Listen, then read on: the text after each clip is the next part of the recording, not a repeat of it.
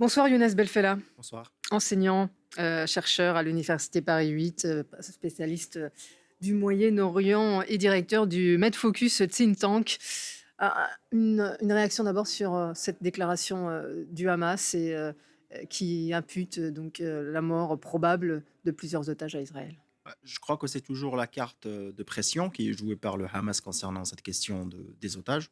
Donc il faut toujours jouer par la carte des otages pour amener bien évidemment à des négociations. Les chiffres, annoncés par les Américains montrent qu'il y a encore 132 personnes, 132 otages qui sont sous les mains des Hamas et qu'il y a 33 personnes qui ont été mortes suite bien évidemment au bombardement et la situation, catastrophique actuellement dans la bande de Gaza. Maintenant, effectivement, je suis d'accord sur le fait que les négociations vont prendre encore du temps. On est très loin de voir des négociations, vu la situation actuelle et vu quand même qu'on a, que le conflit maintenant, la guerre, c'est pas seulement dans la bande de Gaza. Il y a un Mmh, embrasement de la guerre on d'une va en manière parler, ouais.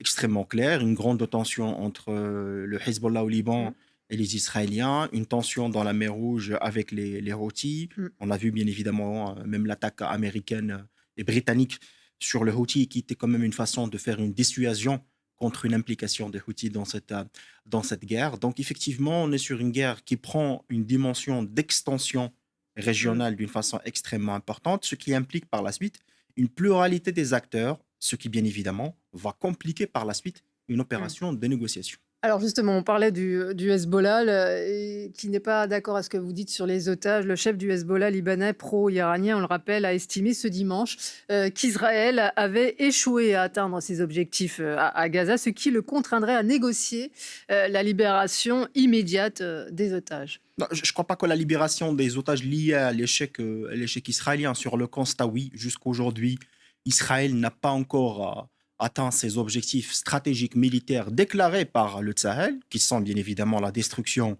du Hamas. Donc jusqu'aujourd'hui, oui, effectivement, il y a des bombardements, il y avait des opérations, mais elle n'a pas réussi à neutraliser les dirigeants militaires du Hamas qui sont toujours dans la bande de Gaza, et elle n'a pas réussi à diminuer, on va dire, la capacité ou la force du Hamas. Au contraire, elle a impliqué d'autres acteurs dans la région. Effectivement, on a vu une grande tension avec le Hezbollah, voire des opérations ciblées contre des dirigeants du Hamas et du Hezbollah au Liban. Mais la question des négociations va être aussi une charge politique contre le gouvernement de Netanyahou, avec bien évidemment des personnalités dans ce gouvernement Mm. très extrémistes de l'extrême droite israélienne, qui cherchent des objectifs politiques par rapport à ce qui se passe actuellement, qui visent ou qui investissent clairement dans la durée. Et là, ce qu'on peut bien évidemment risquer, c'est d'avoir une guerre d'usure, une guerre qui va prendre énormément de temps, qui va avoir une grande extension, ce qui complique la tâche des Américains, parce que Mm. jusqu'aujourd'hui, c'est les efforts diplomatiques américains qui sont déployés pour chercher une négociation qui veut bien évidemment préparer les terrains par la suite pour avoir un accord nucléaire avec les Iraniens, voire même un retour à l'avant 7 septembre, avant le 7 octobre, ça veut dire la question d'une normalisation des relations entre Israël et les pays arabes. Une guerre qui s'annonce, encore, longue, d'autant plus que Benyamin Netanyahou, a déclaré, ceci, hier: «Personne ne nous arrêtera, ni la haie, ni l'axe du mal», comme il l'appelle, ni personne d'autre. C'est ce qu'il a martelé, hier, alors que son pays fait face à des accusations de génocide, devant la Cour internationale de Ouais. justice, basée à La Haye, de la part, de l'Afrique du Sud. Oui, c'était une nouvelle. Ça montre clairement un changement aussi dans les rapports de force et j'allais dire, dans les rapports de force dans un contexte d'ordre mondial, puisque l'Afrique du Sud, un pays des BRICS, qui a des bonnes relations avec la Russie et la Chine, qui prend une dimension de faire une internationalisation de cette question, certes sur le plan diplomatique, sur la question de l'image d'Israël à l'international, elle est touchée, et on le sait parfaitement. Le fait que cette guerre continue avec les mêmes images, de voir des bombardements, de voir à peu près 24 000 personnes qui sont Mmh, mortes dans la bande de Gaza, effectivement, l'image d'Israël, mmh.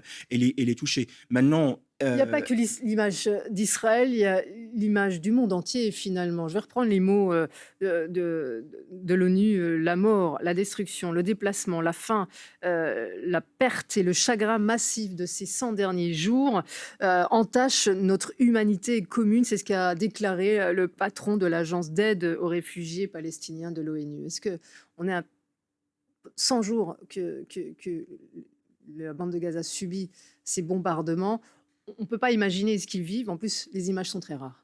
Bon, de toute façon, il y a 2 éléments pour répondre à votre question. D'abord, il y a un déficit diplomatique, pas seulement dans la question de la bande du Gaza, mais on le voit dans d'autres crises, en Ukraine, en Arménie, dans le Sahel, on le voit dans plusieurs endroits du monde.